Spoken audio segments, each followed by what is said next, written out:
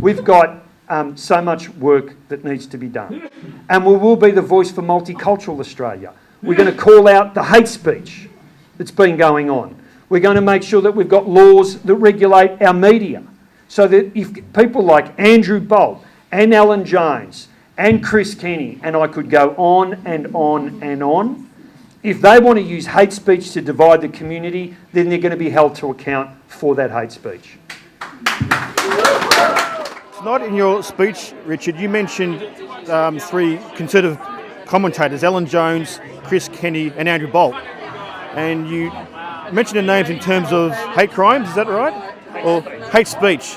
So what are you proposing that the Greens would do about those men if they made hate speech? Well, it's not just about those three people. It's basically about anybody in the media who is using hate speech to try and divide the community and to turn Australians against each other. The Greens have announced a package of measures to deal with hate speech. We need new hate speech laws.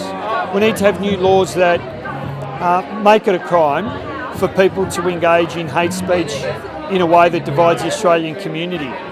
We need to make sure that we've got much stronger regulation. And at the moment, when you look at the regulators for the media, for example, ACMA, they don't have the power they need to hold these really powerful voices to account. So a combination of tightening media regulation in a way that it's making sure that the public interest is protected, and also making sure that there are laws that protect the community against the hate speech of people like Andrew Bolt.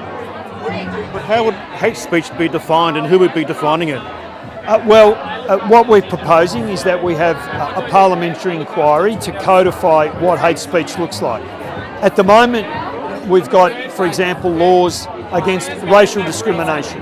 And under the Racial Discrimination Act, we've codified what it means to breach, basically what racism should look like when it's codified in law. And so if we can have laws, and we're smart enough to be able to create laws against racial discrimination, then there's no reason why we can't do the same when it comes to hate speech.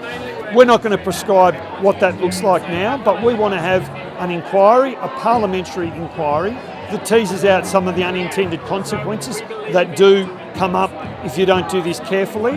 But we believe that through that inquiry process, we can codify it and come up with a set of laws that say, if you're engaging in hate speech for the purposes of dividing the community and targeting a specific group on the basis of their race or religion, then you should be held to account for that.